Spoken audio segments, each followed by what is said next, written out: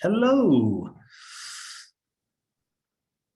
Thanks for joining us this afternoon. Seeing lots of folks pop on. We are just getting ourselves organized. Folks are slowly trickling in, so you just listen to me fill the chat space for a moment. It's good to see those of you that are on camera. If you want to join us, please, you're welcome to join us. I'm going to talk a little bit about what we're doing, not only today, but in the short term of these. Sorry, we're just admitting folks while we're talking. In the short term of this new arc that we're on for racial equity, but I also need to give folks a minute to join us. I see folks joining us now. I really appreciate it. Let's give it just a few more minutes as folks join, and then I'll get going.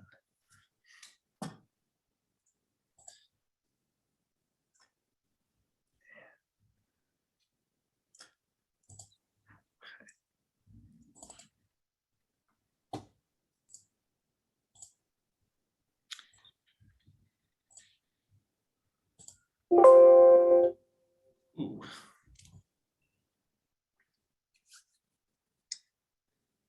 Okay, looks like we're starting to slow down. So I'm going to go ahead and do my opening, and then I'm just going to turn it over to the folks leading the session today, and we'll get moving. So again, thank you for joining us. The training and technical assistance team here at ICF is super excited to continue this conversation around racial equity internally here with our HCD partners.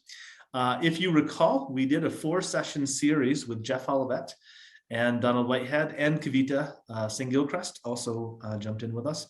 We are now taking what we learned in those first 4 sessions and we're turning it into practical application. How can we, as folks at HCD, use the tools we learned for racial equity and make sure that the work that we do is centered in racial equity? So today we're going to be talking through our first application section, which is understanding our team. In 2 weeks, just post the Thanksgiving holiday, we're going to be talking about the community landscape scan. 2 more weeks from that, we'll do asset and power mapping. And then at the turn of the year, yes, we've already scheduled something for 2022.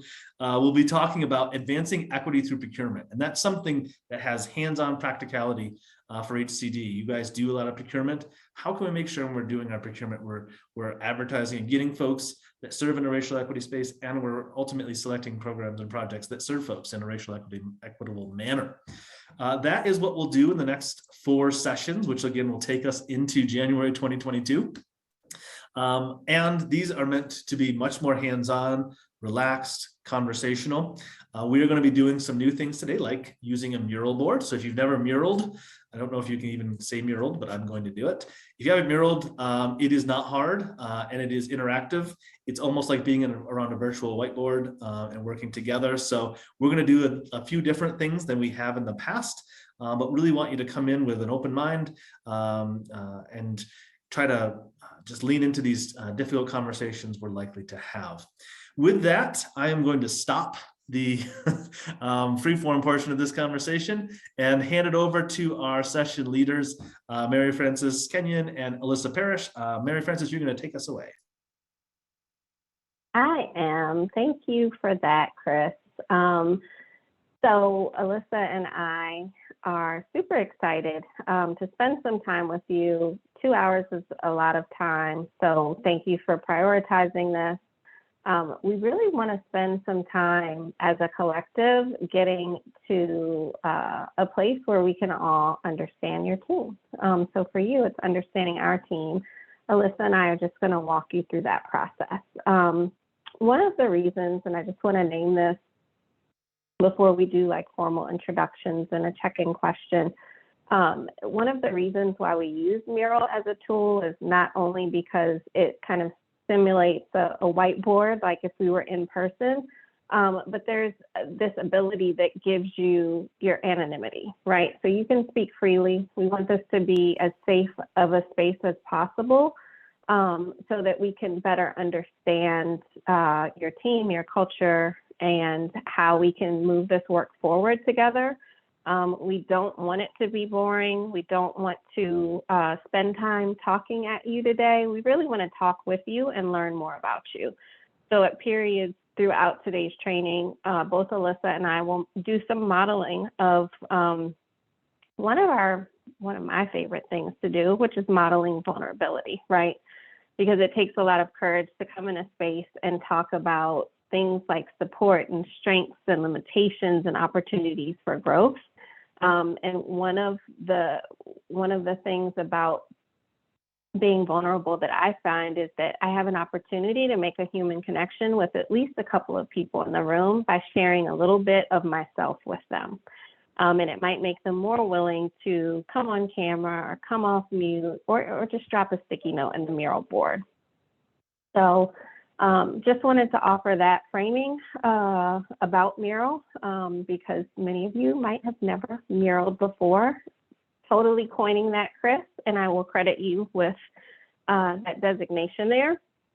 Before we get into like welcome and introductions, we do have a check-in question for you to kind of open up today's container. I just want to cover some logistics and tips. I see that many of you are in the mural board already. If you are having any issues, just give a shout in the chat and we can help walk you through that. And I'm hoping that the email like heads up about mural reached all of you and that you might have had an opportunity to take a look at what this mural board looks like. But if you're not, you should be using Google Chrome. That is the most optimal browser to use with Mural. You have been assigned a random avatar. I see a visiting blue duck. We've got like a Kung Fu Panda happening. There's a snail, there's a purple duck. That is you, and it doesn't have a name for you. We can't see who you are. We just know that you're there. That's your anonymity. So you can protect it by not disclosing any personally identifying information that might give you away to your colleagues. So if you've got a mouse like this, wireless mouse with a little track in the middle, you can zoom in and you can zoom out.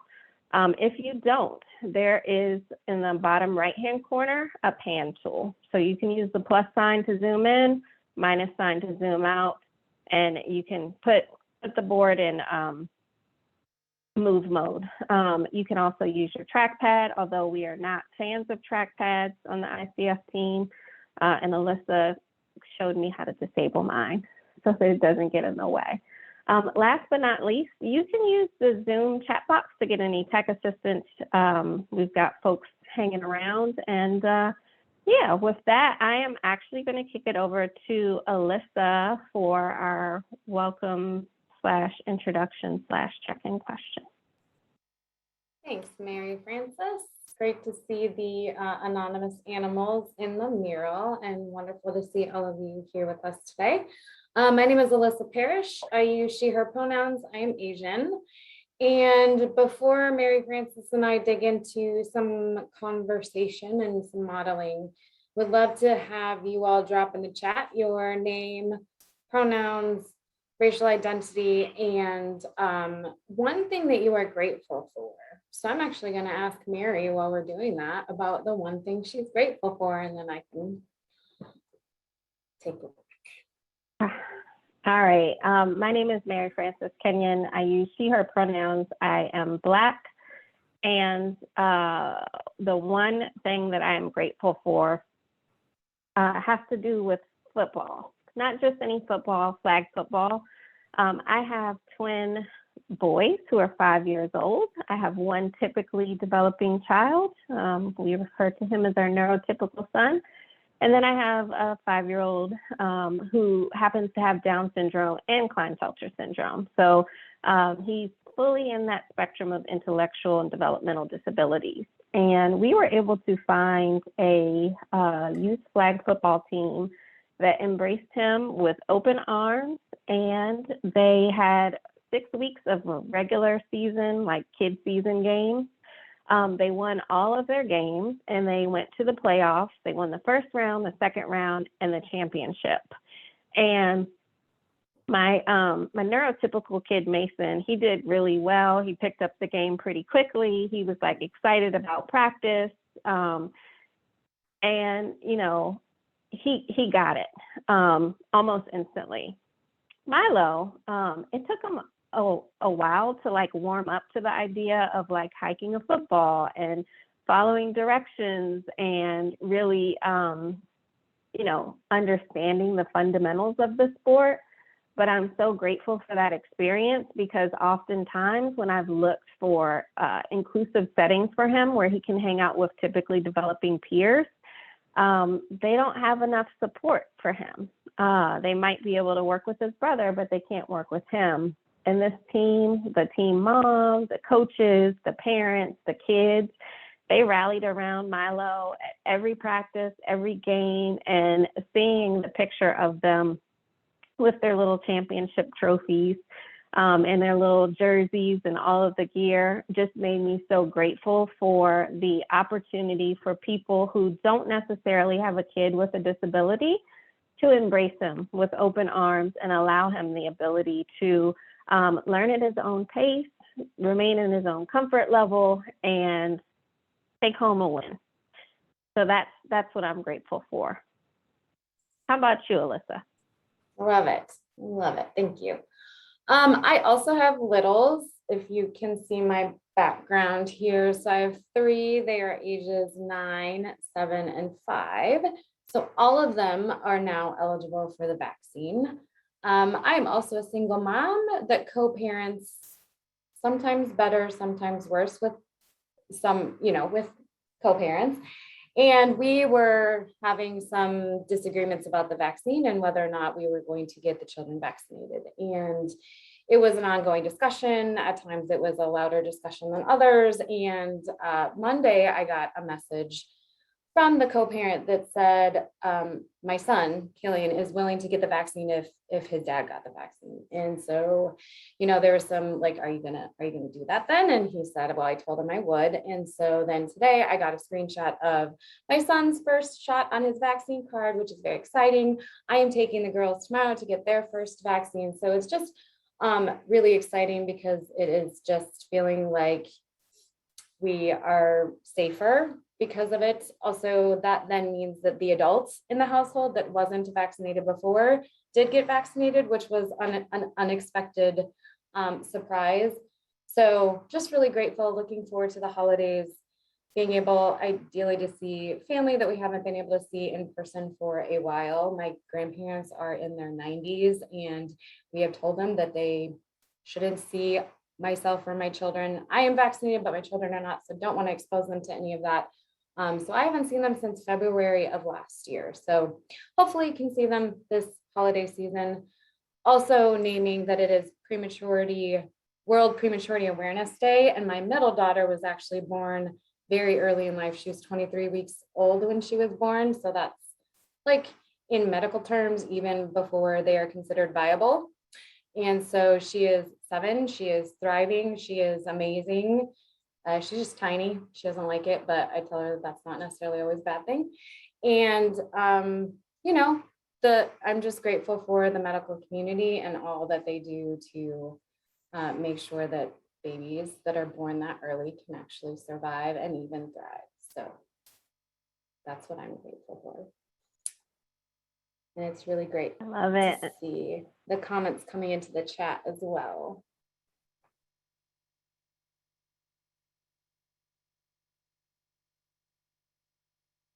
And please continue to drop those in. That's great.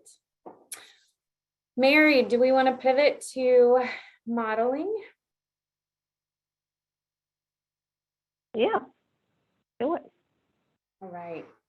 So I think, as Chris mentioned at the beginning here, this is, our sessions are really, we're hoping that they're more conversational in tone, that they're more just informal and casual and bringing folks into the space with us.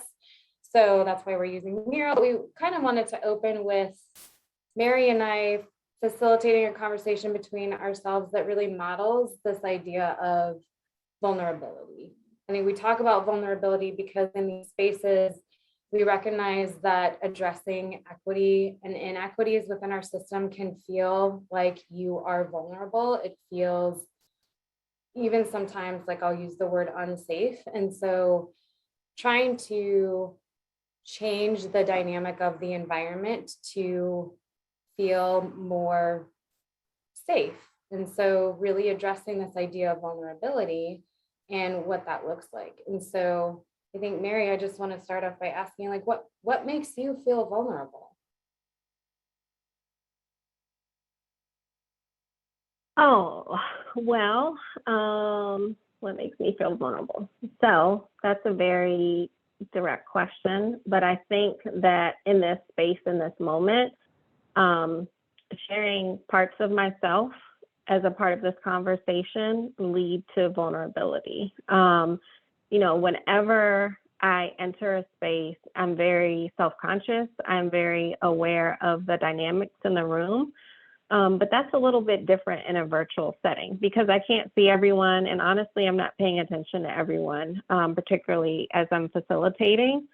But I think it's important for me to model vulnerability by speaking truth to who I am. And you heard a little bit about who I am just from my check-in question.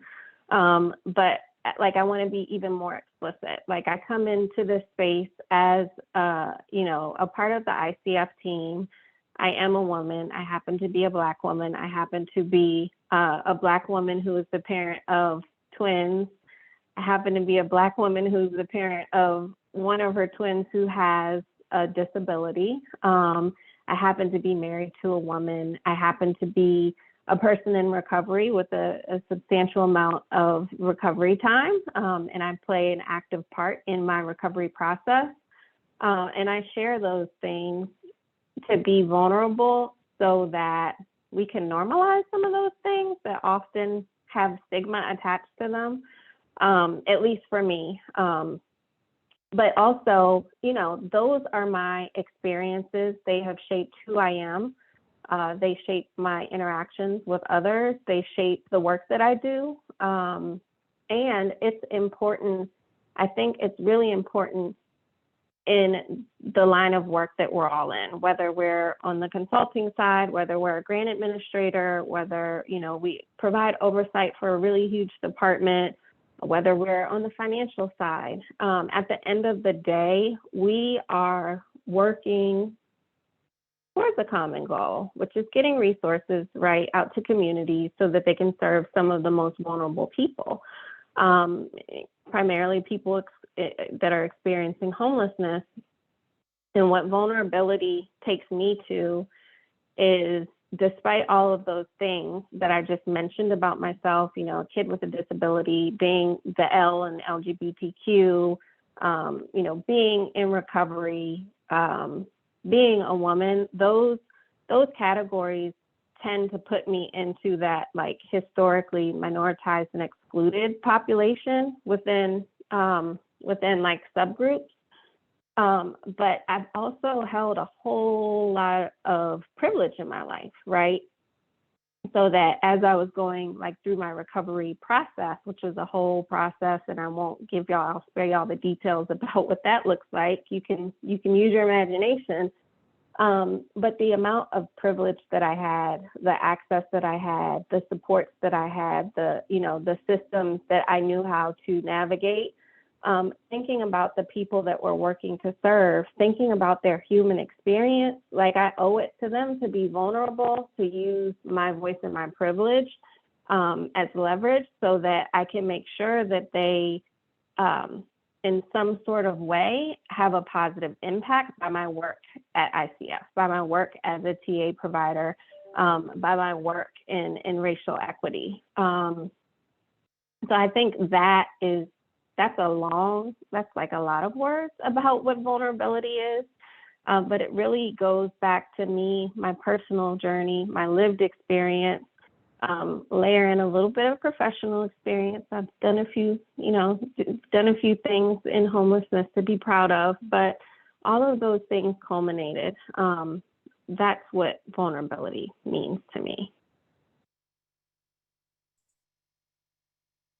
That was a whole truth. Thank you, Mary Frances.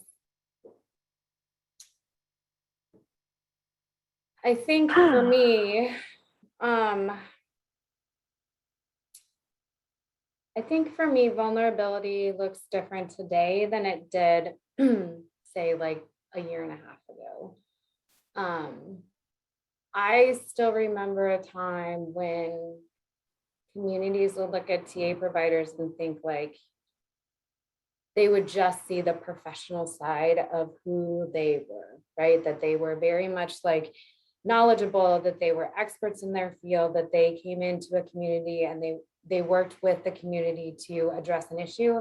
But there was like this lack of personality almost around TA providers. And I think when the pandemic hit, and this is across a lot of, not just I shouldn't just pick on us as HUD TA providers, but I think I saw that in a lot of professional spaces of this clear separation between the professional world and the personal world. And then the pandemic hit and all of those barriers got knocked down very quickly because all of us are whole people, right? Just like the people that we serve through our homeless response system are whole people. And so, you know, I still remember very clearly this, I watch the news in the morning because I run. And so it's the only time that the TV is mine to watch, like otherwise the children have full reign on it.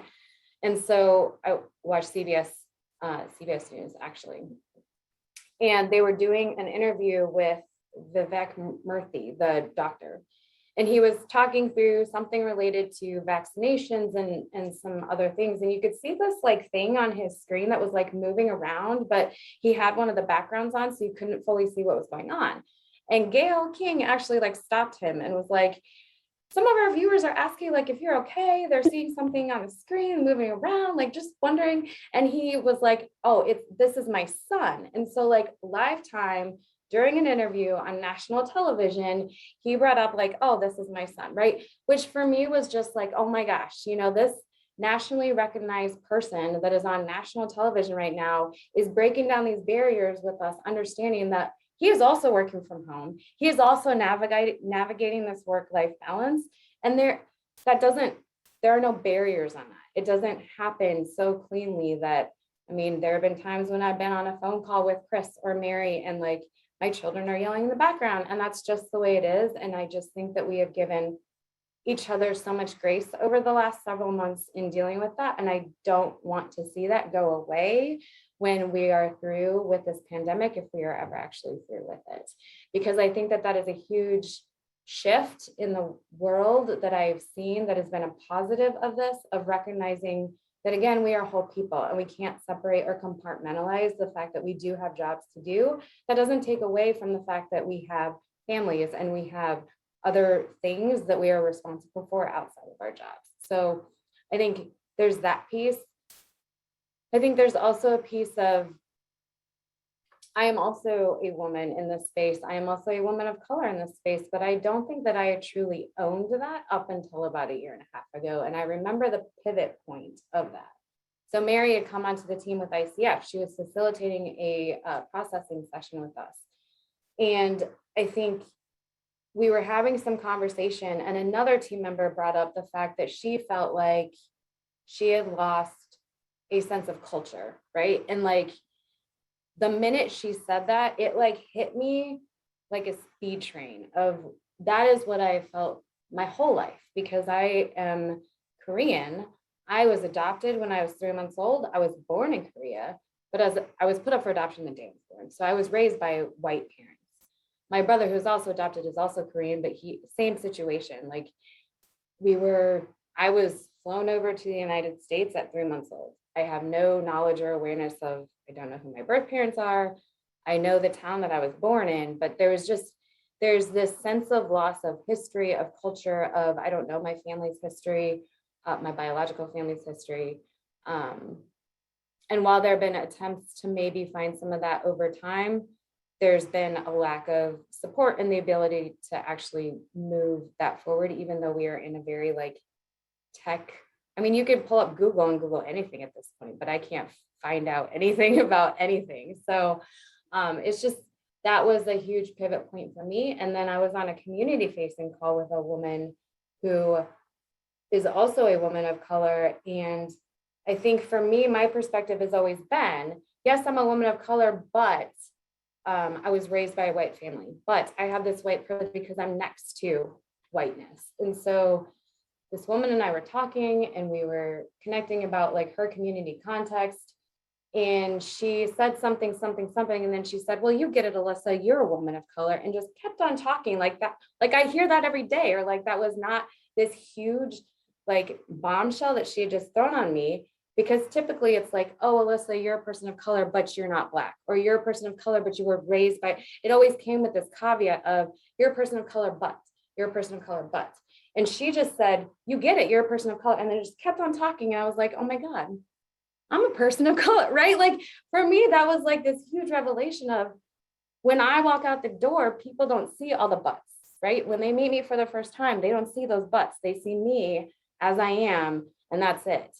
And they don't know all the stuff that goes on behind the scenes. So it was hugely pivotal for me as well. And I think all of that culminates into being able to speak my truth more so than I have ever in my life. Like I'm 39 years old, but this in the last year and a half, I think I've come into whatever my truth is, and it continues to change over time as well than ever. So. All the feels. Just thank you for leading with that question, Alyssa. That was definitely us modeling. Of course, you and I work very closely together, and we talk about things, and we talk about life, and we talk about work. So it may take some of you to grow into comfortability with being a little bit more vulnerable. Go at your own pace. Lean in, choose a little bit of courage over comfort as you build a relationship with us. And, you know, we really want to have a strong collective dynamic as we move through the next 4 sessions. So should we talk about what we're going to do today and kind of just do the overview? So as we were kind of preparing to transition from the work that you all have done into more practical applications, one of the things that we have done internally as an ICF team is like we got a deeper understanding of our team, and we developed some like group agreements, right? So we want to use this to work through like a co-creation of group agreements. Like, what are your norms going to be when we're in this space? Because you are essentially having us in your space, sharing information about your work, about your, I saw so many wonderful responses in the check-in, and I am just naming that I'm jealous of whoever has kids that treat them to vacation. I hope my kids grow up to be like that too one day. But like, we really want to like co-develop some group agreements so that we can kind of just reference them, say them out loud. We want this to be a space where you really drive the norms and values of this space. Alyssa, you want to add anything? I don't think so. I think if, oh, and Erin just dropped the link again. No, let's get moving. All right. You want to kick us off? Yeah, so do you want to summon folks, Mary? Do you want me to summon folks? I can do it either way here. I got you. I'll run the mural if you talk. Sure. So one of the first things that we wanted to do, I think in a lot of spaces that we find ourselves, at least Mary Frances, I can speak for myself. I will use I statements. A lot of the spaces that I find myself in lately have started with establishing what we call group agreements or participation agreements or expectations of the team who is involved in any given discussion. I think that this really helps set the tone or the stage for the expectations for the team around whatever they're going to talk about. I can actually speak to, there are some community workshops that are happening right now, and I think setting those expectations up front for that group as they move through the community workshop session can be really helpful, because I think, one, we co-create these, right? You see right now that our mural board is blank because we want to work with you to co-create these. This is our group. We are creating our agreements together. We want your feedback and your input on what you want those group agreements to be. if we need some examples, we can provide some examples. I know that, you know, one of the ones that I like to use is I will be fully present with you. We expect that our team be fully present with me. So I'm going to turn my phone over. I'm going to shut down my email, which I did shut down my email before this started because I didn't want to hear the dings. We're going to do these things because this time is precious. We know that the world around us doesn't stop, but as much as possible, we want to be here together with you. The virtual space is really hard. I will own that I multitask like a mofo. It's terrible. Like I'm terrible at it. So I have to know that going into a space, take action steps to make sure that I am limiting distraction as much as possible and just dedicate, I'm spending the next 2 hours with these folks because that's what I would do in person, right? It would be rude if I were talking to you and I were texting at the same time. That's rude. And we would acknowledge that in person. I'm not sure why we wouldn't do that virtually as well. So that is one group agreement that I always like to hold and hold myself accountable to as well. So that's an example. Mary, I don't know if you have an example of one that you really like. I do. It's a hard one though. Choosing courage over comfort, which can be really difficult. And I'm using I statements here as well. Like sometimes when I see something, it takes me a little bit before I can say something, but I know that I have to say something because not saying something might cause harm to someone else. So I try to rely really heavily on choosing courage over comfort in a lot of our spaces that we share, Alyssa, because it lets me, it's just that reminder that like I have an opportunity to be the voice for someone who may not be comfortable yet speaking up. And so if and when it's appropriate, like I gotta choose courage over comfort and call someone in instead of calling them out. And of course, you know, we have our own little way of doing that through compassion and accountability. But like choosing courage over comfort really reduces some of the tension when you call someone into a space, right? It's very it's straightforward, but you get those little, like I get the little tingly feelings like, oh, what words do I use? When do I pause? When do I interrupt? But that is one that keeps me grounded in making sure that I'm not staying silent out of fear. I like that one. So for folks that have not used Mural before, I think Mary summoned you, so you're seeing the board as she is moving around it. So we're on the group agreements section. You should be able to just double click on one of the sticky notes there and you can just start typing and it's going to start showing your words. And we would love for folks to start writing down some thoughts around group agreements. It doesn't have to be fully fleshed out ideas. It can just be the beginnings of an idea. We're co-creating these group agreements.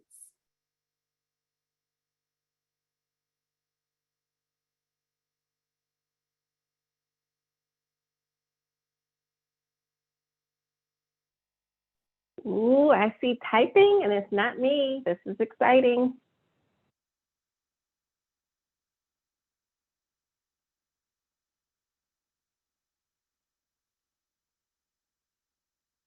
I like that one. I don't know who put it there, but so far we've got, does it need to be said? Does it need to be said by me? Does it need to be said by me right now? Go ahead and.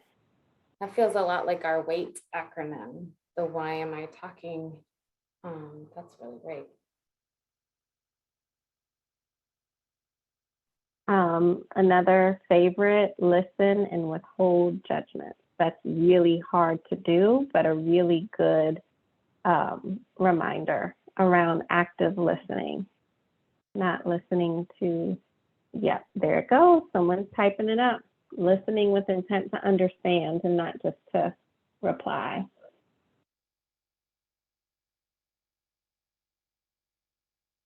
I see some other folks working, so we'll give it another couple of minutes. Listen, if you're not comfortable with Mural, you can always, let me get. Oops, I didn't lock something. I gotcha. Okay. Yeah, it's locked. So you actually, I'm going to summons you, and there's a space right here with some purple and blue stickies. You can type right on the sticky note. You'll just left click once and start typing. This, and there are multiple elephants here, so we don't know which elephant is which, but this gives you the ability to remain anonymous. You can also like direct message myself or Chris or Aaron or Alyssa. If you're not up for Mural, we can copy and paste that over without without saying Chris Pitcher said XYZ. Ooh, practice empathy.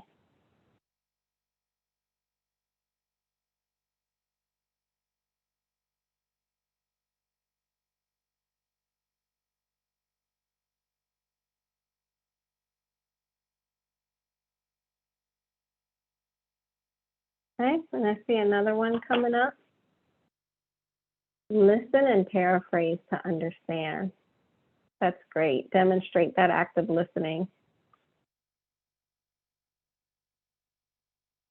By just recapping. That also, not surprisingly, but one of the things that paraphrasing to understand does is make sure that you're not misunderstanding someone. So it gives you an opportunity to clarify that you've heard them. All right, be here.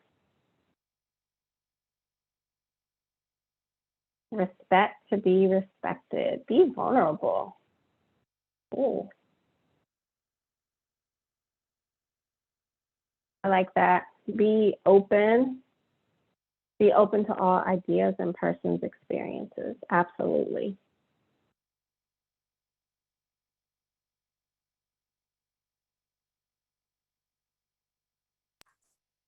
Ooh, there's our WAIT acronym.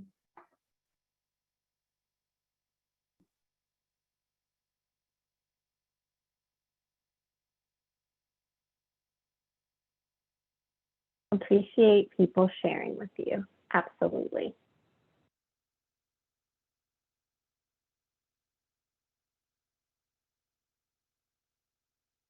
If you see your stickies moving around, that's just us getting them organized.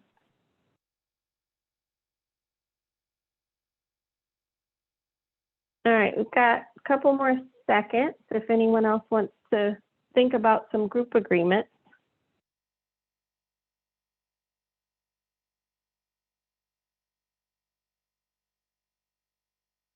Ooh.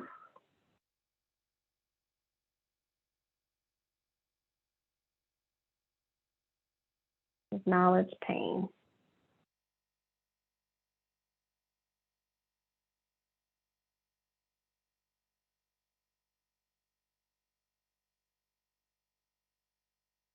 I don't see any more talking, excuse me, typing. Is there anyone that wanted to share their perspective? It's got a little bit of time. No pressure.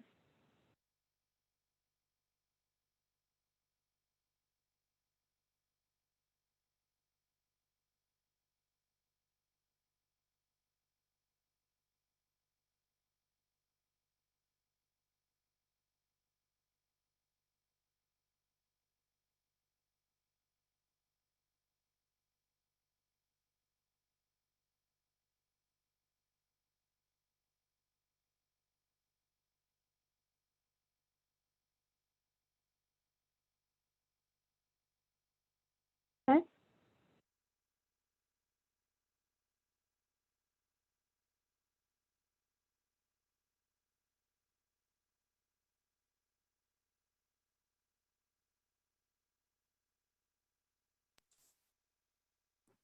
These are great. And I think another piece about group agreements is that, you know, if this group is in it for the next at least four sessions together, we will circle back to these at the beginning just to level set ourselves, ground ourselves back in the agreements, and always give folks the opportunity to add any new ones that may have come up between the last time we met and now. So this is really great.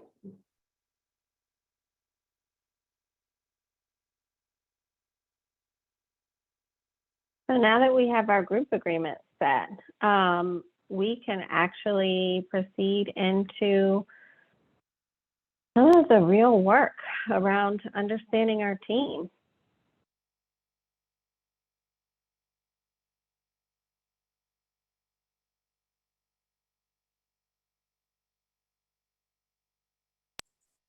All right, so am I following? There we go. All right, so we're on a different section of our mural board, and these are how might we questions. And Mary, I don't know if you want to give context on how might we questions. Yeah, so one of the strategies that we often use are like the how might we questions, which really is centered around how might we design thinking. This is just a way that allows for participants to like reframe the way that they look at a challenge to generate some solutioning. And with the how might we, it really allows us to talk through like some of the highlights, some of the pain points in a pretty non-threatening way. So it's a softer, more gentler approach. And it generally, and I would say in our experience, really yields some good conversation, some really substantive, open, honest, transparent conversations, again, with the safety of the mural board, because we don't know who's saying what. We just know, like, hey, here's something that we might want to look at as a pain point. And we might want to do some solutioning together around how we can turn this into a highlight instead of a pain point. And can I just name that while you're using the term solutioning, I think that it feels like a different way to get to solutions. Like this, it takes out the harshness of it. I can't think of another term to use right now, but it's not a like, what are we going to do? Or how are we going to do this? It really is a like, how might we think about this in this way? And how might we envision this? It just feels very different, which can then open up opportunities for different ideas that I think may not come to light if it were presented in some other way. So our first how might we question is, I think, simple enough of like, how might we support each other? And by that, I think we mean, how might we support each other within this team? Could be, how might we support each other with the work that we're doing? How might we support each other in that work-life balance that we were talking about at the beginning? I think there's a lot of different ways that you could interpret this question.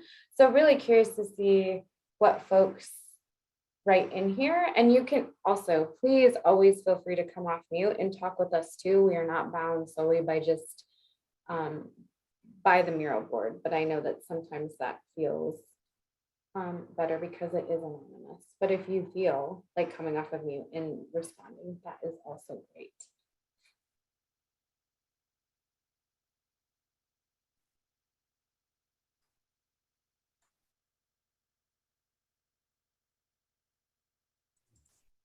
And this is the same thing where you can just grab one of the stickies below the question. So we're on the yellow stickies right now, and just type, how might we support each other? What are some thoughts that you have around that?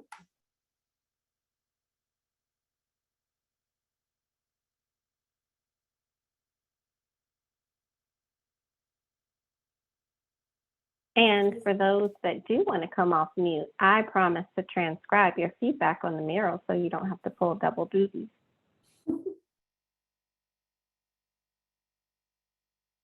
I love that say hello. It feels so simple. I think often when we jump into meetings, I think as we said earlier, like there's so many things happening and there's so many different priorities and the world is going crazy fast, and I can't believe it's already the middle of November of 2021. Like just, there's so many different things and there's so many things vying for our attention, but just taking that moment at the beginning of a meeting to say, hi, how's everyone doing? We've also recently pivoted in some of our meetings to opening up with like a song, just so that folks can come into the space and just take a minute to breathe and chill out for a minute, because most folks are jumping from meeting to meeting to meeting all day long. So just giving that 2 to 3 minute break to just breathe.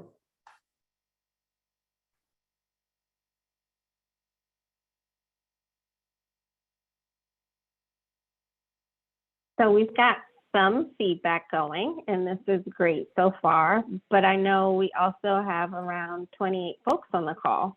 So we'd really like for the collective to contribute, and you can do that in whatever way you're most comfortable, whether that's coming off mute, coming on camera, sending us a private message, dropping it in the chat, or on the mural. And just in case anyone got bumped out, I know we don't have full participation in the mural, but there are about 18 folks in the mural that I can see on my end. We're in the very first yellow section. So we really want to know, how might we support each other? And that's going to look really different from person to person. And if you spill a purple sticky, I think that's the visiting sloth there. No, that's a penguin. I'm sorry. I missed animal view. Like color doesn't matter. We can change that on the back end. Just grab a sticky and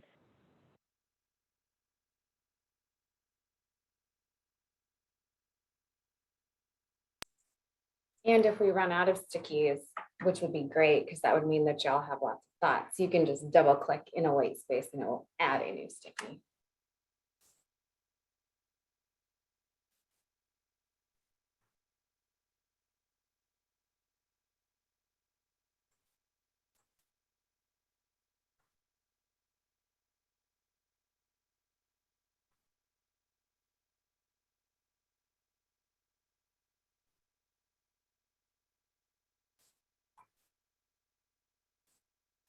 give that one a try. And again, in case you missed it at the top of the hour, Google Chrome is the most optimal browser to use Mural with, but if you can't access that for some reason, forget the name of the newer internet, not Internet Explorer, it's Microsoft Edge, I think. Edge, yep. All right, we've got some momentum going.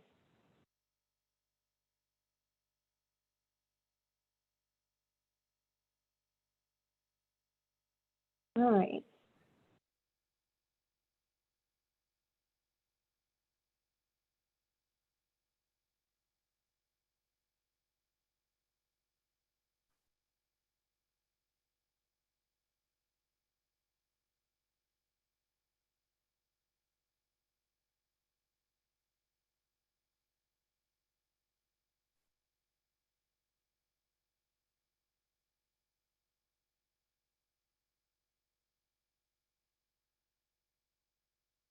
So I see some things on the mural board that I want to dive into a little bit more, if you don't mind, Alyssa. We talked a little bit about saying hello, but there are three threads that I want to pull on. First is holding space for folks who are quiet. I really appreciate that. I think that, and I'll use I statements here, I think sometimes I find myself talking more because I'm comfortable with talking. It's natural for me to talk. I enjoy talking. But I really have to practice holding space for folks that don't always talk as much. And that I want to pull that sticky note down into this thread here that says practice. Who taught you silence was a bad thing? And there are actually a number of articles out there about silence being okay. I think for the purpose of this, work that we're doing tonight, when Alyssa and I are met with silence, we definitely respect that silence, but we also are going to continue to name that, like, Alyssa and I, like, we don't work in California, right? We're just here temporarily to do some exercises and some listening and some moving some work forward. So it's really important because y'all are the local experts, right? Y'all are the California experts. We're just here to support you. So we want to hear from you. Like, we could pitch this thing our way. We can tell you what we think you should do, but that's not the way that we work. We really want your participation so that you can inform how this work moves forward. Because if you have an opportunity to put your fingerprint on this, you'll feel more comfortable with leading the charge once we're long gone. So that was the other thread. And the third thread, have grace for people who are not participating. I think that we should really uplift and honor that sticky note, recognizing all of the things that Alyssa just shared when she was modeling vulnerability about what we've all been through in the last going on 2 years. I can't believe it, but 2022 is like 2 months, less than 2 months. And we've all had to adapt, change. Some of us may have experienced loss. Some of us may have experienced sickness. Some of us may have had job changes. All of the things that people have gone through over the last 2 years may mean that sometimes they'll show up just to listen, and that's okay. So we definitely respect that part, but we're never going to stop encouraging you all to share, to speak, to mural, to chat. So naming that the two are not mutually exclusive, like we're still going to ask you to participate, but we totally have respect for those that if you're not able to today, just listen, and we hope that you'll have an opportunity to participate in the next session. Alyssa, you want to touch on some of the ones that might be resonating with you? Yeah, there's two that are, I think, very vastly different from each other, but I think both I have thoughts around when I saw them on here. So the make it comfortable enough for others to say what they need, I think is absolutely important. And I think that our hope, Mary Frances and my hope for this, is that as we move forward, knowing that today is really the first time that you are in this space with us, that we can make this space comfortable for you. Knowing that we don't know what that is or what is going to make you feel comfortable. And I'm not even sure that asking you right now what that would be to make you feel comfortable would generate like any actionable things that we can do. I think it is something that is created together over time. And I could be wrong. So if you know some of things that would make you feel comfortable right now, like, we'd love to hear them so that we can implement them. But and I also think that co-created space over time is something that it just builds and we create together. So I think it's a both and kind of approach here.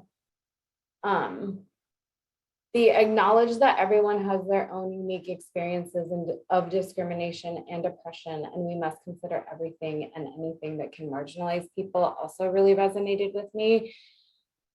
I think Mary Frances and I have facilitated together enough at this point for me to say that one of the first things that we try and elevate during trainings around racial equity specifically is just to name that we lead with racial equity. We start with racial equity because that is a thread that runs through all other types of inequities and discriminations and isms that we see in our systems, but we don't end with racial equity, right? Like, that is the starting point for us, but we also want to make sure that we are looking at the other ways, to the point of the sticky, the other ways in which folks are marginalized. Mary shared earlier that, like, she identifies with the L in LGBTQ. That, in addition to race, like, and I'm a data person, right? That's my love language. And so when we talk about data, I think it's we start with racial equity. We start with looking at those disparities, but then we also look at the intersections that come into play related to race and gender, race and age, race and household type and disabling condition, right? Like, what do those intersectionalities look like? Because we're going to find more disparities the further and deeper we look into the data and just our systems in general. So I appreciate that one as well. Any others you want to speak to? The common humanity one is, yeah. That reminds me of that 10 ideas around race that we were talking about a couple of weeks ago. Is a PBS special. And one of them is just like, there's more commonality between and among us than there are differences. That was the thread I was going to pull on. I think I talked a little bit earlier about human experience, and that those words combined, like I'm always leaning towards what is the human experience of the people that we're trying to serve, right? Is great of financial admins, grant admins, contract, administrators, whatever our position is, TA providers, consultants, like, are we doing work that impacts the human experience of someone who's experiencing a housing crisis, perhaps unsheltered, maybe doesn't have food security, might have lost connections to any natural supports that they might have once had, may not have access to healthcare, like fully encompassing healthcare, physical, behavioral, mental. Recognizing our common humanity. That's a big thread. And all of this feedback is excellent. So thank y'all. We filled almost every single cube. That's exciting. So our next question is centered around strengths, and we've got about 3 minutes left to complete this section because we are going to pause for a quick 5-minute break so you can get up, stretch, check email, phone, refresh coffee, midday snack. But how might we understand each other's strengths?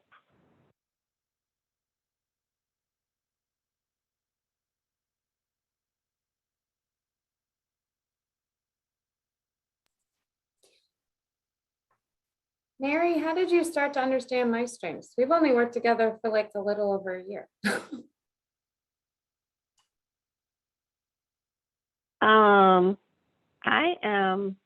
When I first meet people, generally, I don't talk. I don't say much unless I'm forced to, because I like to spend my time observing. I watch how people talk. I watch how they interact with others.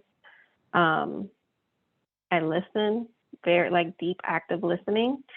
And that is how I got to know your strengths. Like, first of all, you're lightning speed fast.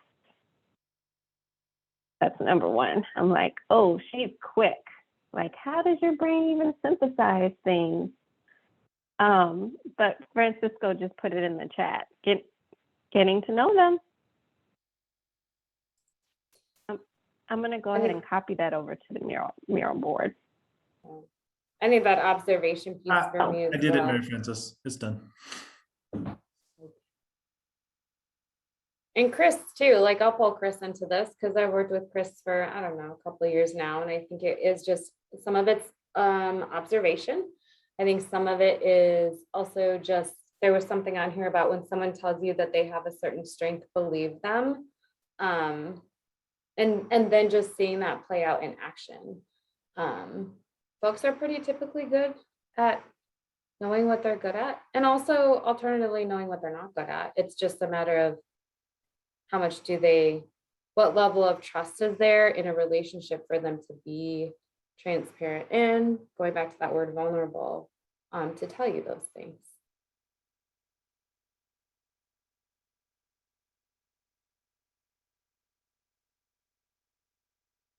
And Mary's great at calling folks in and just making spaces very welcoming.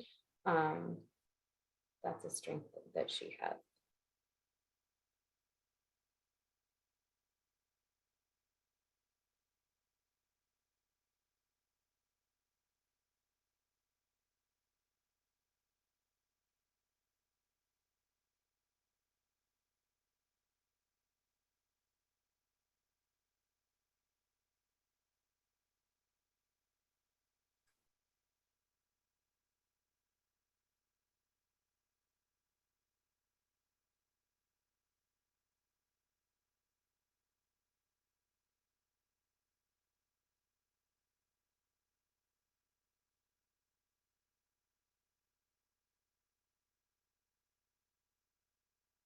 extended the timer just a little bit because I see someone's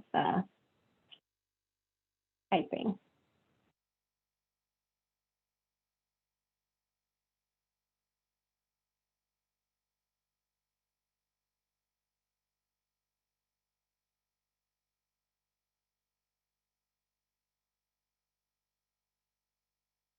Good stuff there.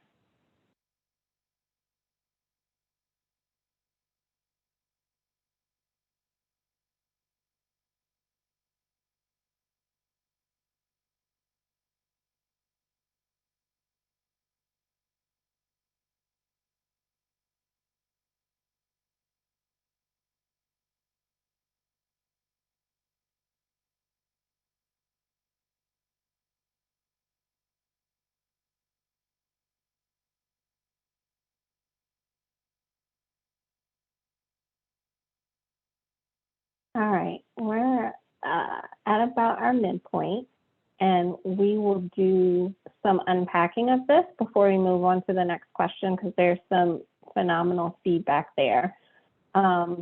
We are going to take a quick 5-minute break. So the time now is 2:32. So we will resume promptly at 2:37.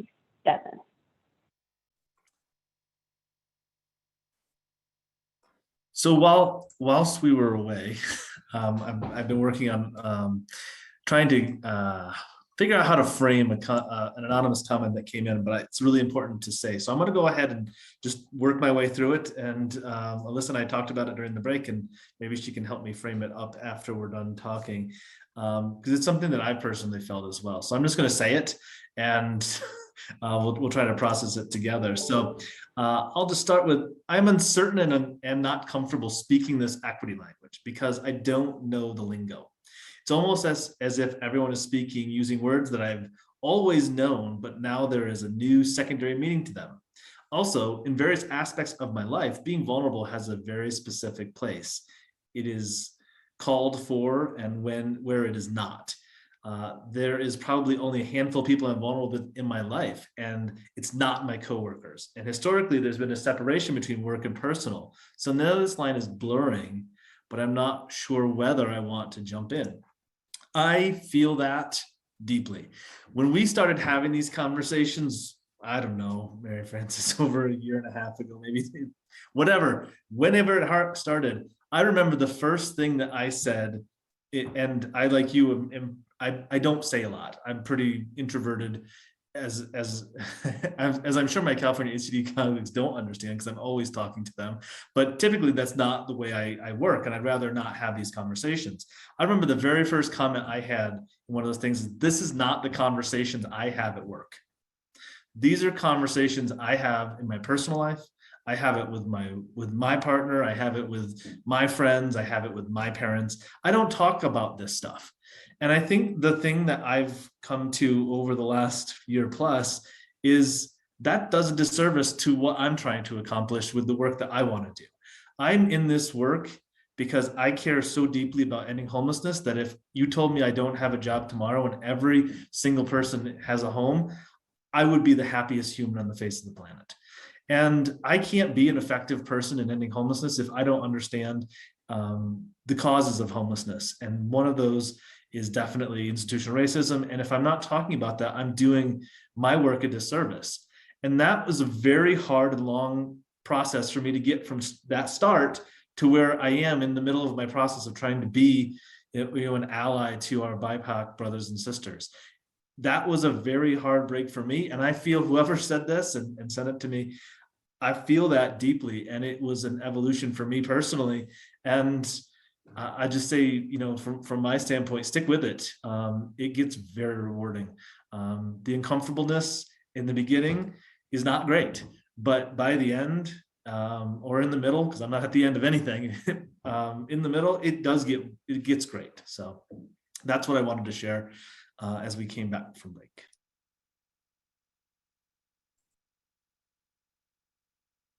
I just want to say before handing it over to Alyssa to do some follow-up on that comment that I appreciate you modeling that vulnerability, Chris, because I've watched your evolution and it's amazing.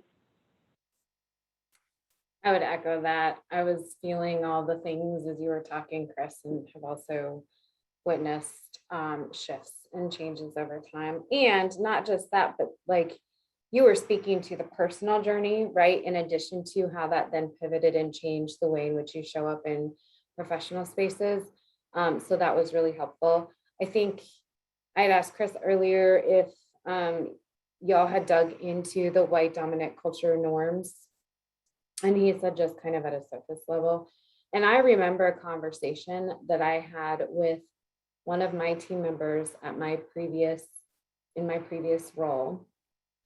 And we were talking about an email that she had sent that had used the term y'all in it.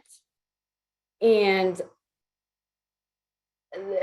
so we had a conversation about that. And the email was to somebody that she had a working relationship with, but and they were with an entity that we had historically had some difficult conversations in relationship with.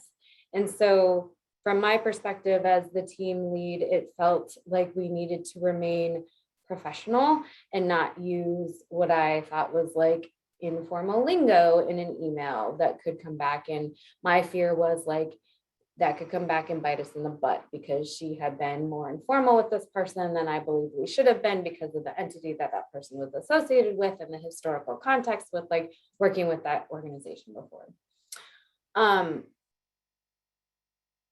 A year and a half later, I went back to that team member and I apologized because I had recognized that I was coming at that from a very white dominant culture norm, right? Like I had taken my definition of professionalism from white dominant culture norm. We had talked about like why y'all was used and why she specifically used it. One of it is that she has roots from the South, and that is a common terminology that is used in the South. The other one is more when it comes to the equity side of stuff. So often, and I have intentionally caught myself and pivoted away from using this, in our language, in our terminology, we often use you guys. Hey, you guys.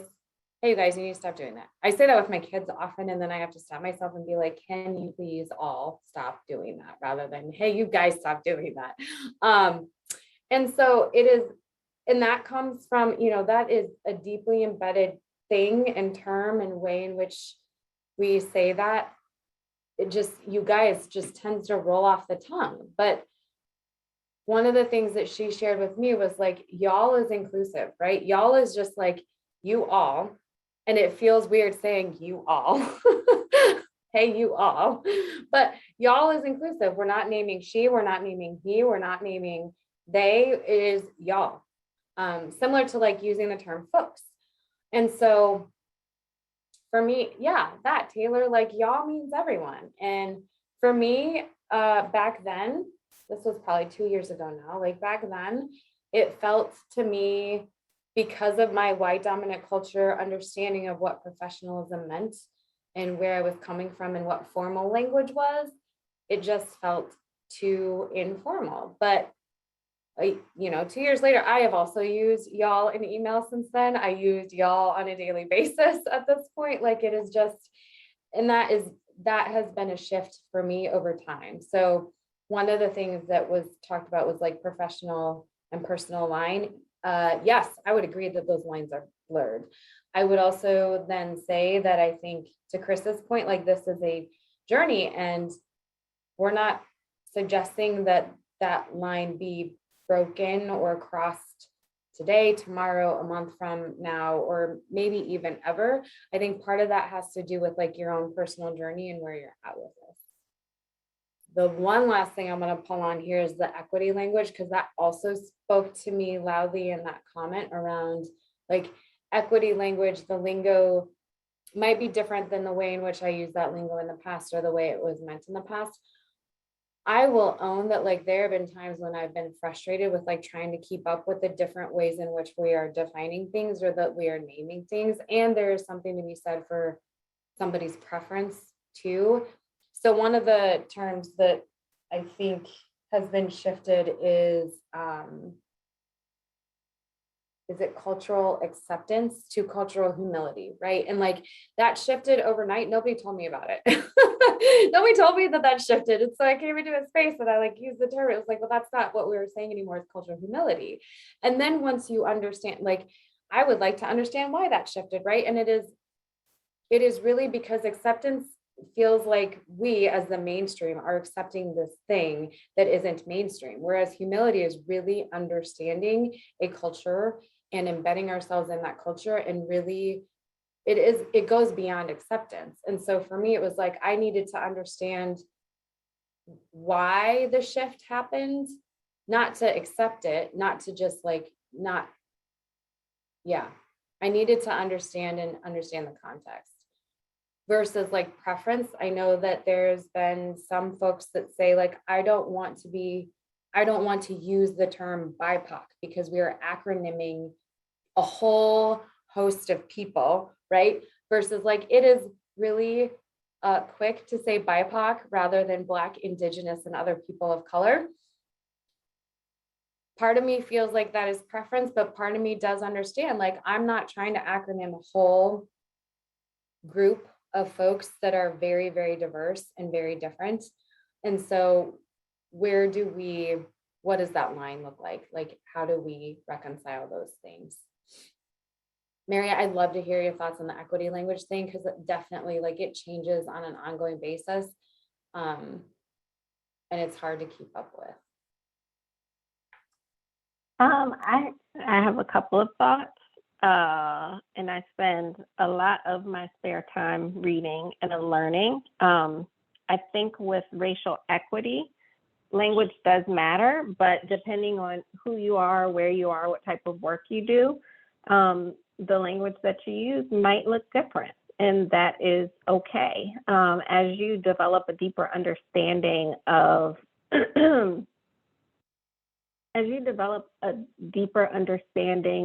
yourself, if you're on a personal journey, and of your work, if you're more focused on a professional journey, I think your language will evolve over time.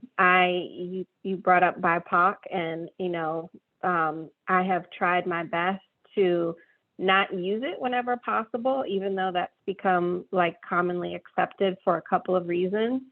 One, if we're like talking about Pacific Islanders, we should say Pacific Islanders. If we're talking about Native Hawaiians, we should say Native Hawaiians, instead of kind of using this umbrella term that doesn't really speak to the individual experiences of each of those groups that are folded into this umbrella. That's one reason. And another reason is, I struggle with the race piece, even though I spend a lot of time talking about race, because it is a social construct. It is something that creates division, particularly for folks who are non-white. And it's been used to exclude and minoritize us. So, when we were working this summer on that project for the Racial Economic Equity Toolkit, the CFPB was like, we don't want to use BIPOC. And I was like, great, I don't want to use it either.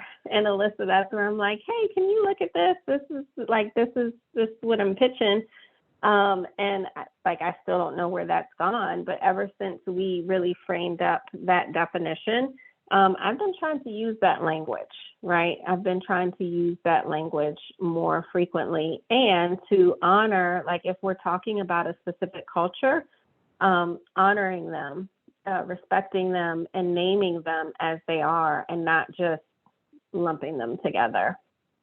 Related to the personal, professional boundaries, that resonates with me. It has taken me probably, 7 years to be comfortable with being vulnerable, whether it's day one of me meeting my coworkers or it's, day 365.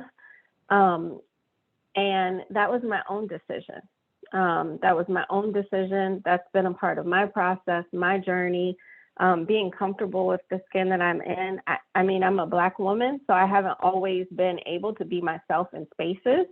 And this is the first professional experience that I sought out intentionally so that I could be myself authentically, no matter who was in the room, whether they were male, female, white, Black, Asian, Latinx, whatever, whether there was neurodiversity or not. Like, it was important to me to find a space where I could have my tattoos out if I wanted, where I could not have to code switch, and I could say y'all and peeps and snickerdoodles and, you know, use other informal language that may seem unprofessional to some people, but is a part of my culture, right? I'm native born Washington, D.C.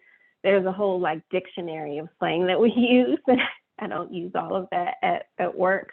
But it's nice to know that I am in a space where I am accepted. I have a sense of psychological safety. And I think with these questions, we're not asking anyone to blur boundaries in which they're not comfortable.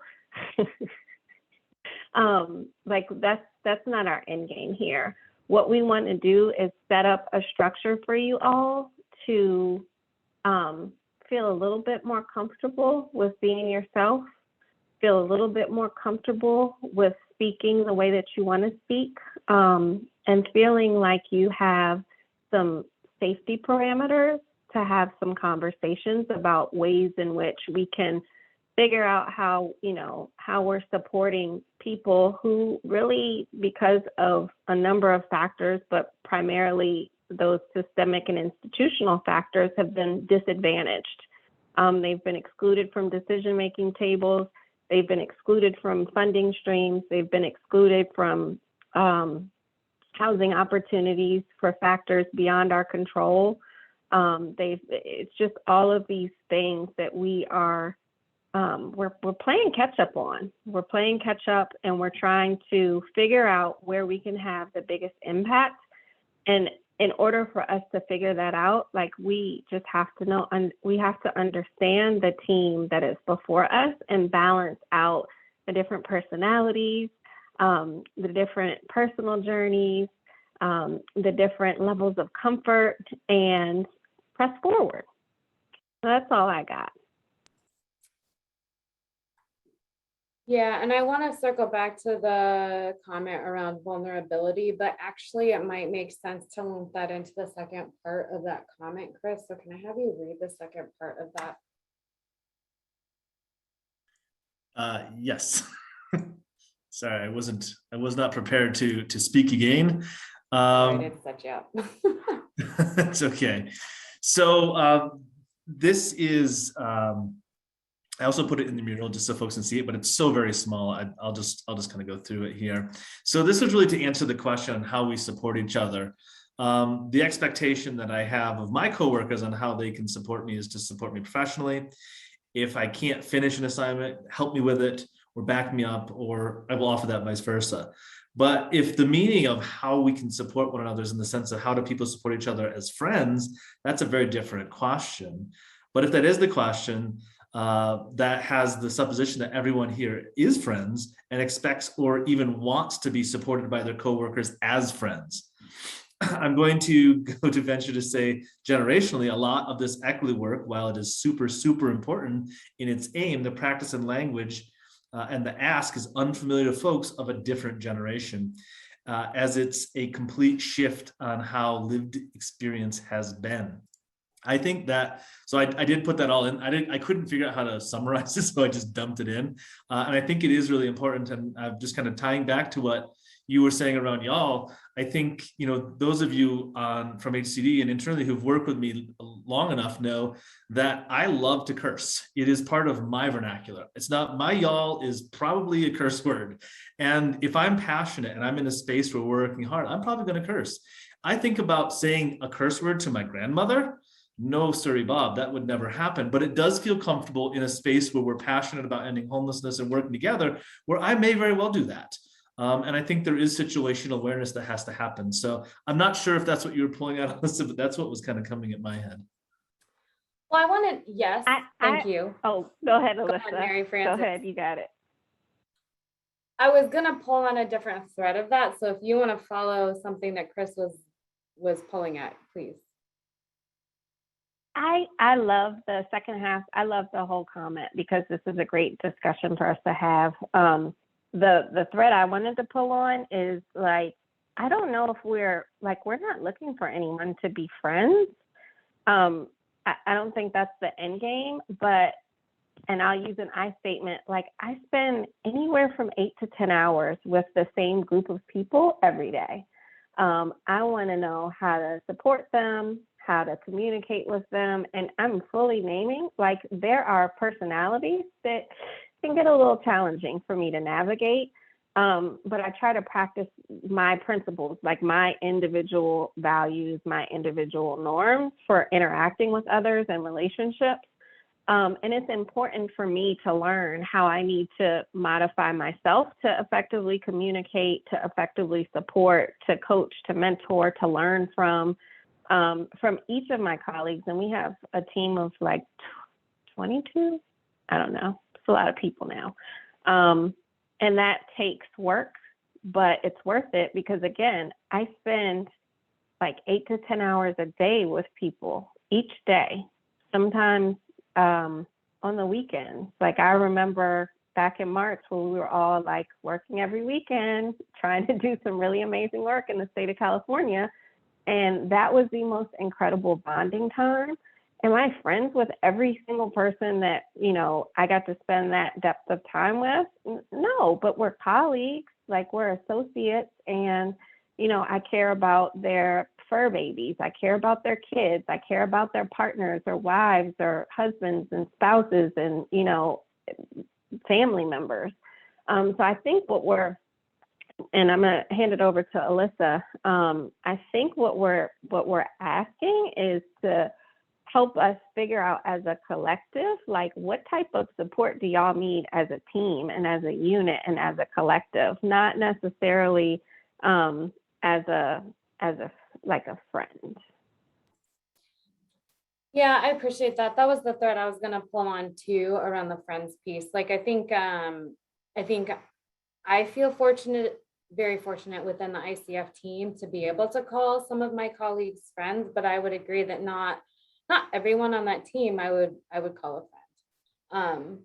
There's a difference or a distinction to be made maybe, but also support. Yes, I think there's the like functional, tangible, concrete supports that you provide as being part of a team responsible for moving work forward. So the example of I can't finish up this task, feeling like I can lean on my team to support me and someone will be able to pick that up and carry it through. You know, all of those different pieces that feel more tangible and related to the work, like, yes, those are important, and I think they're important to name for the team as a whole, right? Because when we talked about at the beginning, level setting and group agreements, I think level setting what those expectations are in the support that is tangible, that is moving the work forward, knowing the expectations across the team is important.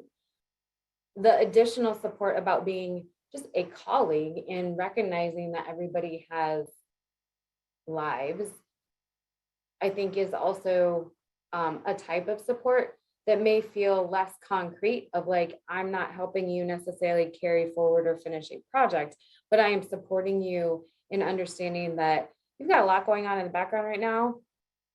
Your children just bust through the door. Like, I'm going to carry this forward for you.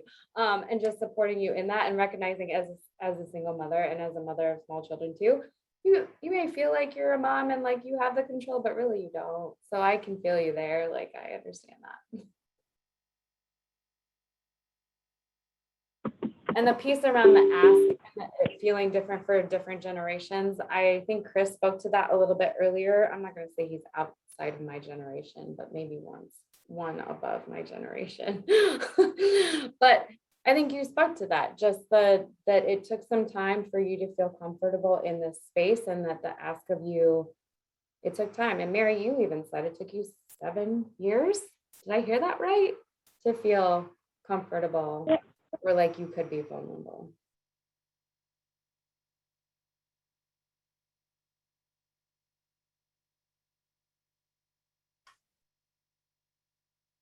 So right now I'm actually battling with the Bluetooth in my car that just pulled up. So I hope my audio quality is not horrible. My children are either going to walk in angry that I didn't pick them up, or they're going to be happy to see me. So that's my full disclosure. But I think that's that anonymous comment was a really great discussion for us to have, and a great opportunity to pivot for us to understand each other's limitations and opportunities for growth, right? So I'm going to summons everyone on the board and go on mute so you don't hear my mommy voice.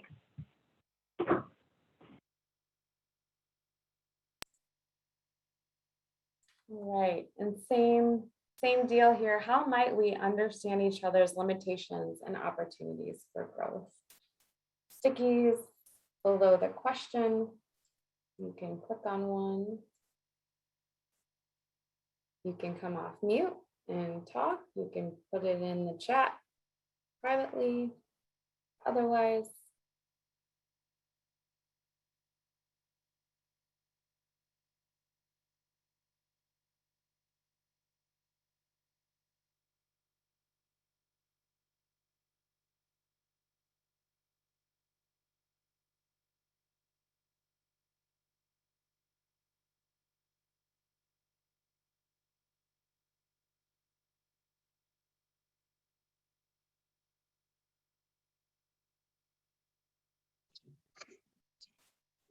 Hi, Alyssa. This is Francisco. Can you say the question again?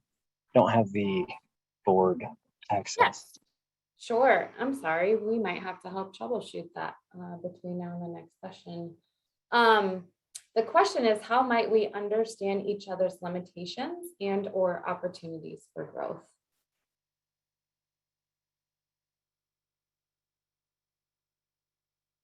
And Lisa, I'll just do a little bit of administrative work. Hi, Milo. While we're talking, and Francisco and anyone else, there were 4 folks so far I know that can't use Mural. So I've already got an email started that we're going to troubleshoot between, so that next time you can have a full experience. We did send around an email to kind of test it, but that doesn't mean that that's the problem. So just look for an email from me and we will figure out how to make it work so that next session we don't have to do that, but use the chat and I can just pull things over. I'll try to put all the questions like I just did that can't access Mural. So how does, of course I spelled something wrong. How do we understand each other's limitations and opportunities for growth is now in the chat. Feel free to use that area and I'll just bring it over for folks.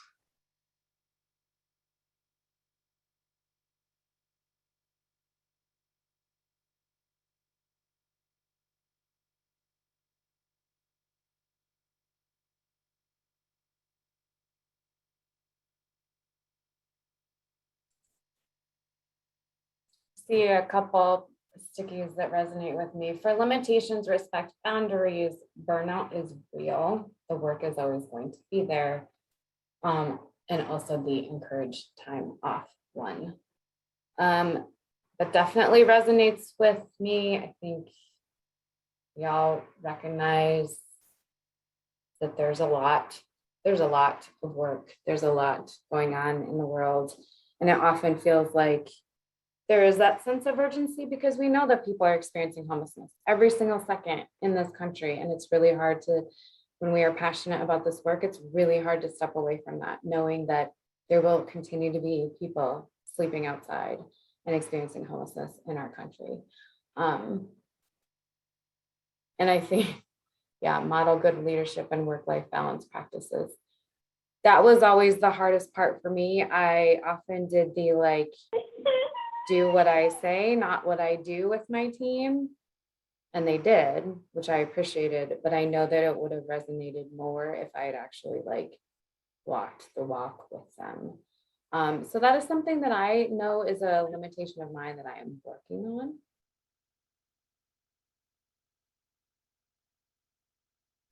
I want to pull on one that I see there, giving space between meetings or even planning full days of silence or planned spaces of no meetings. We've recently started doing that. I know when I send out a lot of meetings for communities and for other like internal meetings. And one thing I've tried to do is to set them for 45 minutes or 50 minutes, depending on like what the agenda is. And that's really helpful because in our world, especially because we're fully remote now, as are many folks throughout the country, it helps give a little reprieve to folks that are in back-to-back meetings. So that's like a simple practical solution that you all could potentially decide to adopt as a team, having 45 or 50-minute meetings instead of a full hour, and going a step further to really assess whether or not a meeting is necessary. Is it something that can be handled by email? Is it something that you could do a survey for? There are different ways of communicating that don't require like face-to-face meetings, or even a time. The other piece is we've recently had like wellness days where our higher level of leadership has said to us like, hey, on these 2 days, even though they're not necessarily holidays, we're going to ask that you don't schedule any internal meetings and like take a day. If you've got time, take a day off. And I think that at least for me, I was like, this is a good idea. I need some help with my boundaries, and I can use leadership saying, hey, take a quiet day, even if it's to catch up on emails that are like unread.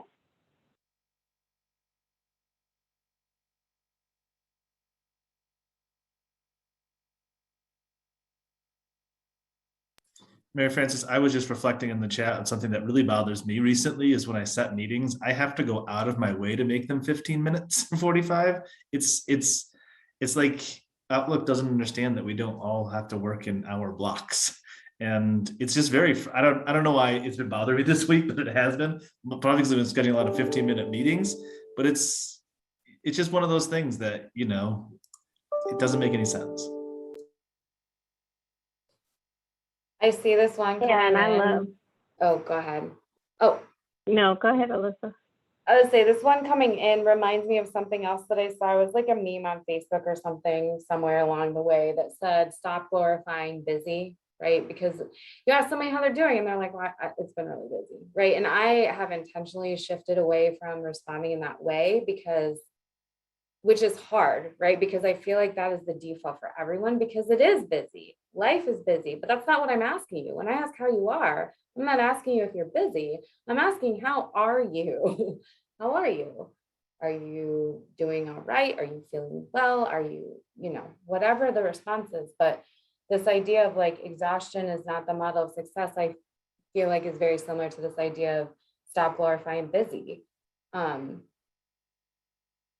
My parents intentionally set limits on how many extracurricular activities I could be involved with as a younger person, because it wasn't meant to fill every single waking moment of my day with something. Needing to be able to figure out how to be with yourself in space, just in space, can be really hard. And that has been a journey for me over my lifetime too.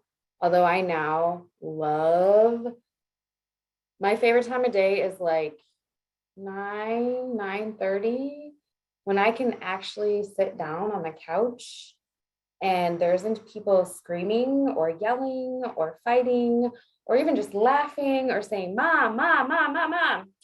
It's quiet and like nobody needs anything from me. And I can literally like sit down for a solid half hour and not have to get up and do something. That's my favorite time of day. But I don't know that I would have said that like 10 years ago because it was stillness, right? It's stillness and like learning, being able to be in that space. So yeah, that one hit me. What were you going to say, Mary? The rest isn't a reward, it's necessary piece, but you kind of summarized that beautifully, pulling on a different thread. I think you were spot on. You had that telepathic vibe going. I also really like the one about find ways for your staff to use their skill set so they don't lose their skills in their current role. I really like that. So in my previous life, I was an HMIS lead, which is why data is my love language. I don't get to like play with data a whole lot in this role, but there are still opportunities that I find and I'm able to be given where I can like analyze data and look at data. So I don't lose that skill set, because it is really valuable even on this side of the world, even if I'm not the one doing the analyzing of the data, really helping communities understand what they're looking at, what they're looking for, what kind of data they need, and how they couple that data with the qualitative, contextual, local information as well. So I think that one is a really important one.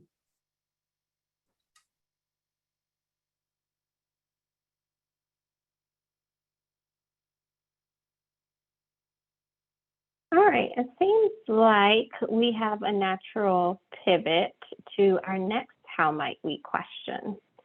So we'll be sure to transcribe that for folks not able to access the mural.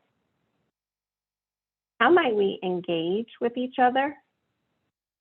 Apparently I can't type and talk at the same time, but how might we engage with each other to support equity and inclusion?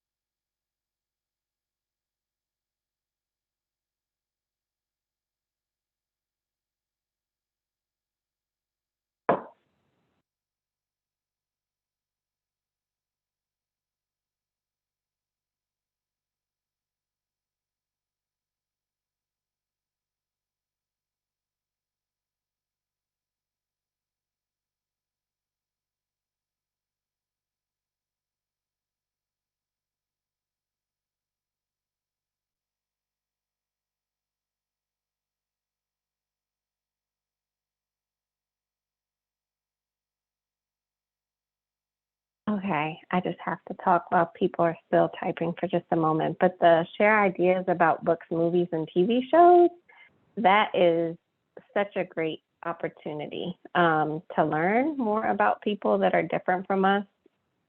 There are so many different streaming platforms.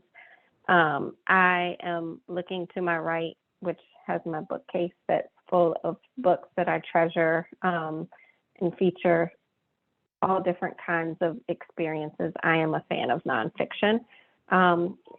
Doing a book club, there's also something that we've done as a team, which is we've done a 21-day racial equity challenge, but it was modified to be really inclusive of tribal nations. And that was a great experience where it was kind of like micro-learning, kind of like, 15 minutes here on day one, maybe 10 minutes there, with a variety of mediums like podcasts, videos, TED Talks, things like that. And I just had to say that for y'all.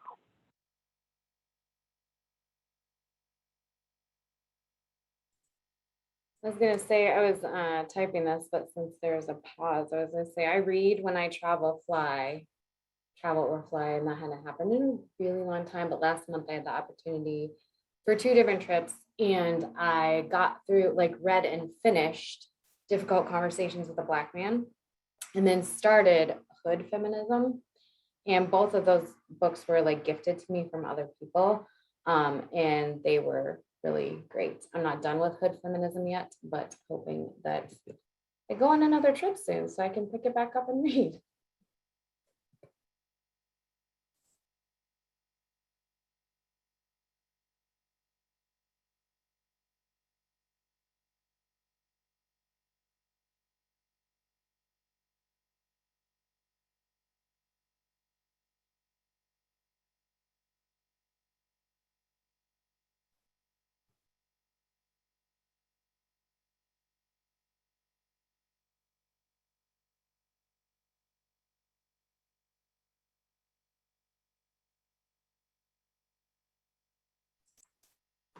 So I really like sorry.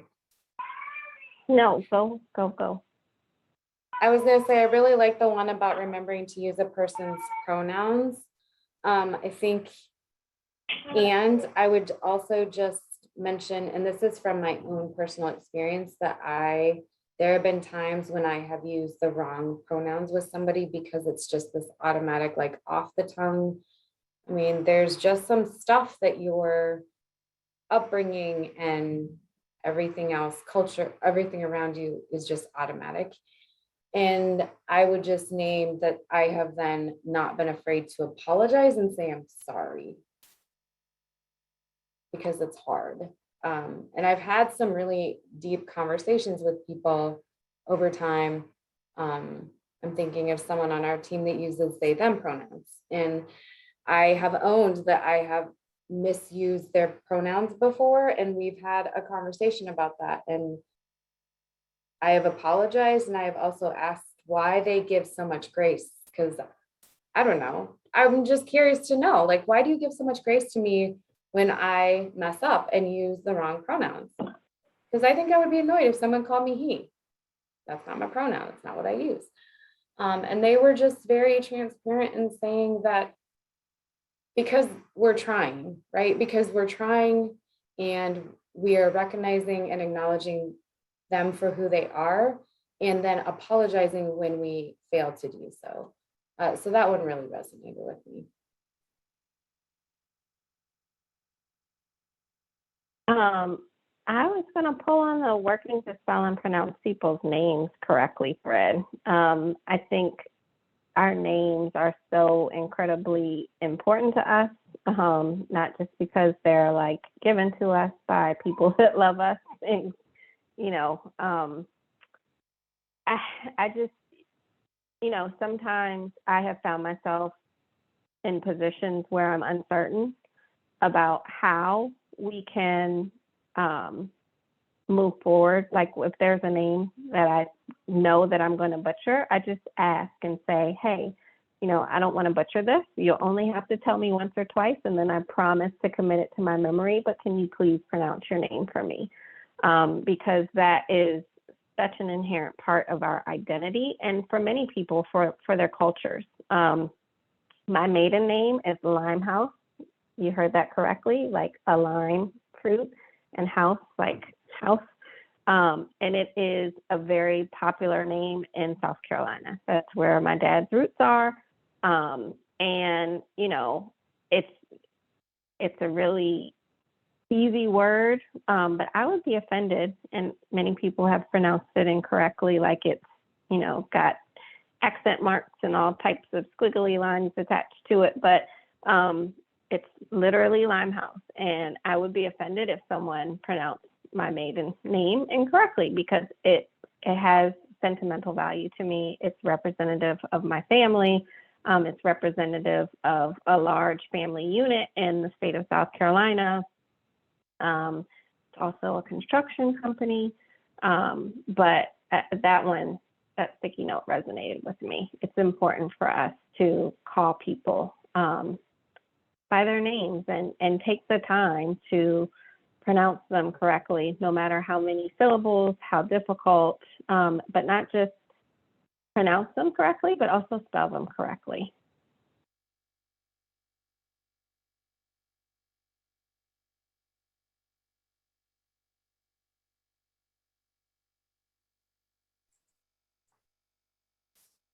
I see that folks are still potentially typing with this how might we question. Do we want to pivot to the last one as well? So how might we create and maintain a culture of safety and ongoing learning?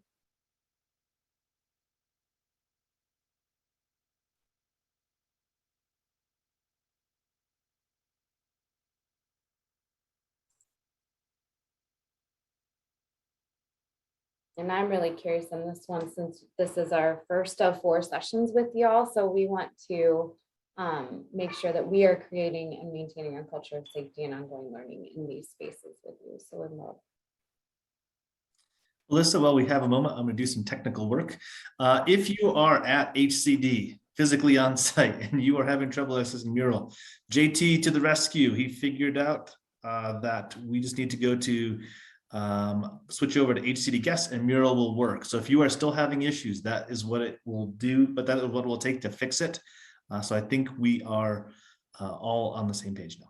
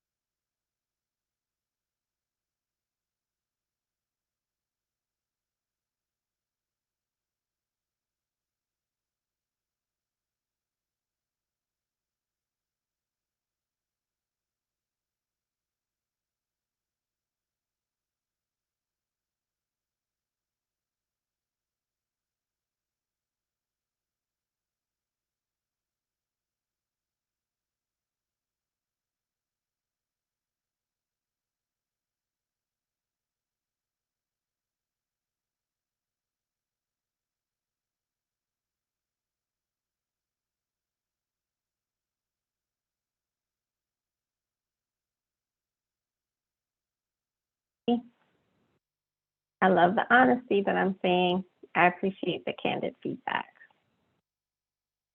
Timing is important.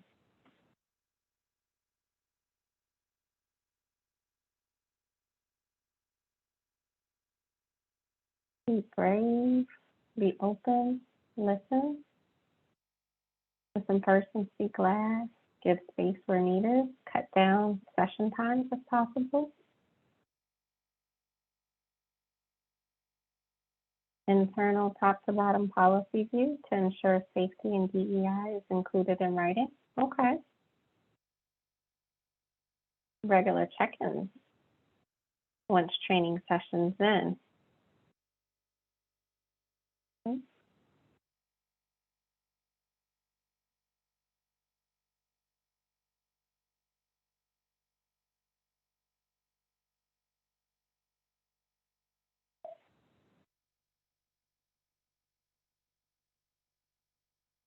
So we have a little bit of typing still happening. Listen and maintain the information. Always stay open-minded. Okay.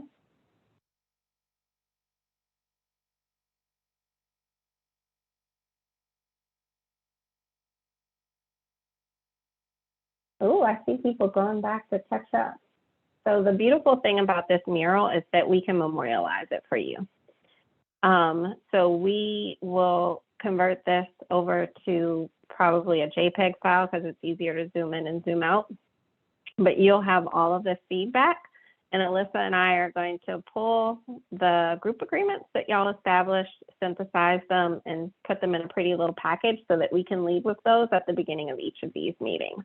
Our goal is to build off of each session as we are building a relationship with you all. I think Mural probably helped create some safety today, because I see some really good feedback, some really honest feedback. So I appreciate you all entrusting us through this mural process. And while we won't have a chance to get to the additional questions today, we'll have an opportunity to speak to those in future sessions. We want to do a little bit of fun here, have a little bit of fun before we head out for the day. We're going to close the container, which means that we want to have a little bit of fun. I don't know, I'm a mom, so I translate everything over to kids' movies, but this is one of those movies that gives you like a feelings chart, which I love, because if I don't know how I'm feeling, let me pull out my feelings chart so that I can help articulate how I'm feeling in that moment. But we want to know from you, like, how are you feeling? You just survived your session with Alyssa and Mary Frances, and we talked about all the things today. So we want to know how you're feeling. There's a row of sticky notes for you. Is that a dog? It's a dog. There's a row of sticky notes for you, but we want to know how you're feeling. And in thinking about our conversation today, is there one thing that you might want to commit to change or start doing differently in the way you approach your work? So we've got about 4 minutes. And we're going to close the container.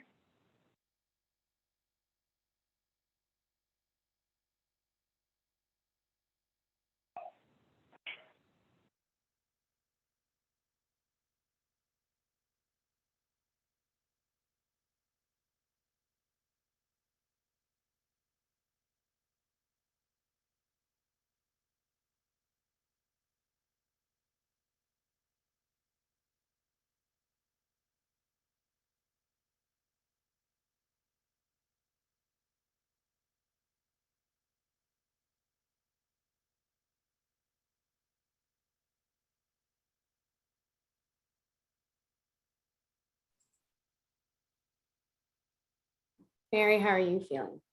Closing the container.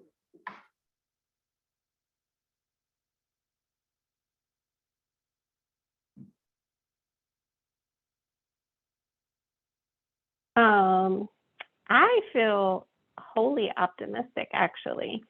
I am digging the participation today on the mural board.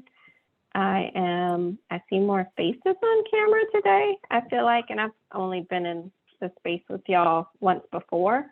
So I think we're going to have fun together, and I think we're going to get to do some really amazing work. And I have a little obnoxious dog next to me who's flinging his stuffed animal around. So that's how I'm feeling. I feel wholly optimistic, and I'm proud of y'all for trying this new technology and figuring it out and allowing us into your space and being vulnerable. Choose to encourage over comfort. So I appreciate each one of you. How about you? I am similar to optimistic. I'm feeling hopeful.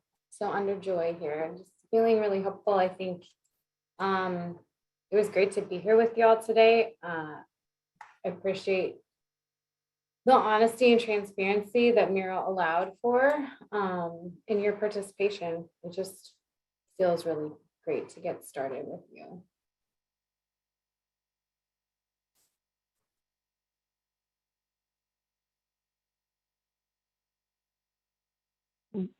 And y'all can still finish typing. I'm showing that it is 6:29 p.m. my time, which means 3:29 p.m. your time, and we want to respect your time. So thank you. Thank you for joining us, and we look forward to seeing you in a couple of weeks. If you have any questions, you can feel free to reach out to Chris or myself, Alyssa, anyone on the team, and we'd be happy to connect with you. Yeah. Thanks, Mary Frances, and thanks, Alyssa, for leading us today. And thanks all of you for being in this vulnerable space with us. Really appreciate it. We are back at it December the 1st. I believe that's the community scan session. And we can't wait to have you there.